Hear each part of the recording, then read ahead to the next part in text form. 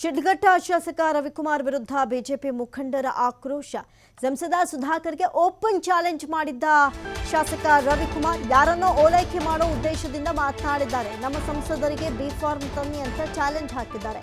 ಮೊದಲು ನಿಮಗೆ B form ಸಿಗುತ್ತೋ ಸಿಗಲ್ವೋ ನೋಡ್ಕೊಳ್ಳಿ, ಸಂಸದರ ಬಗ್ಗೆ ಮಾತನಾಡಬೇಕಾದ್ರೆ ಎಚ್ಚರಿಕೆಯಿಂದ ಮಾತನಾಡಿ ಅಂತ ಶಾಸಕ ರವಿಕುಮಾರ್ ವಿರುದ್ಧ ಬಿಜೆಪಿ ಮುಖಂಡರು ಆಕ್ರೋಶವನ್ನ ವ್ಯಕ್ತಪಡಿಸಿದ್ದಾರೆ.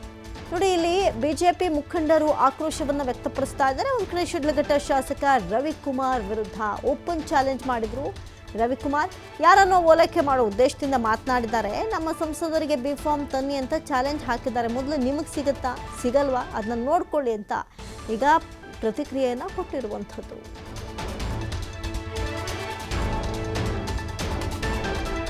ಕಾಂಗ್ರೆಸ್ ಅಲ್ಲಾಗ್ಲಿ ಒಂದು ಪ್ರವಾದಿಗಳಿಗೂ ಸಾಕಷ್ಟು ಜಮೀನುಗಳನ್ನು ತಗೊಂಡು ಕಾಂಪೌಂಡ್ ಹಾಕಿ ಇಟ್ಕೊಂಡಿದ್ದಾರೆ. ಕೈಗಾರಿಕೆ ಬಂದಿಲ್ಲ. ಇದೇ ಕೈವಾರದ ಹತ್ರ ಈ ಅಕ್ವಿಜೇಷನ್ ಮಾಡಿ ಕೈಗಾರಿಕೆ ಬರುತ್ತಂತ ಮಾಡಿ ಎಷ್ಟು ವರ್ಷ ಆಯ್ತು? ನಿಮ್ಗೇನಾದ್ರೂ ಅಷ್ಟು ದೊರೆತಿದ್ರೆ ಕೈಗಾರಿಕೆ ತಗೊಬನ್ನಿ ಅಲ್ಲಿ. ಅದಾದ್ಮೇಲೆ ಮಿಕ್ಕಿದ್ದು ಬೇರೆ ಜಮೀನುಗಳಿಗೆ ಬಂದು ತಗೊಂಡಂತ ಕೆಲಸ ಮಾಡ್ಬೇಕು.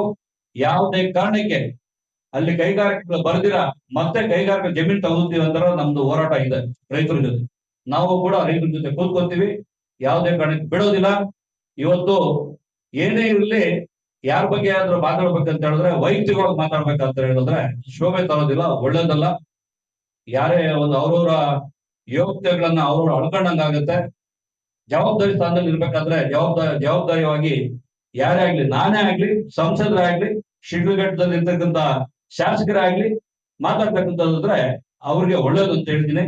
ಅದ್ರ ಜೊತೆಗೆ ಇವತ್ತು NDA ಏನು ನಮ್ಮ ಜೊತೆಗೆ ಏನು ನಾವೆಲ್ಲ ಜೊತೆಗೆ ಇದೀವಿ, ಅದನ್ನ ಏನೇ ಸಮಸ್ಯೆ ಇದ್ರೂ ಮುಂಬರುವ ದಿನಗಳಲ್ಲಿ ನಮ್ಮ ನಾಯಕರ ಜೊತೆಗೆ ಕೂತ್ಕೊಂಡು, ರಾಜ್ಯದ ನಾಯಕರ ಜೊತೆ ಕೂತ್ಕೊಂಡು ಅದನ್ನ ತೀರ್ಮಾನ ಮಾಡ್ತಕ್ಕಂಥದ್ದನ್ನ ಮಾಡ್ಬೇಕು. ಕಾಂಗ್ರೆಸ್ ಅಲ್ಲಾಗ್ಲಿ ಒಂದು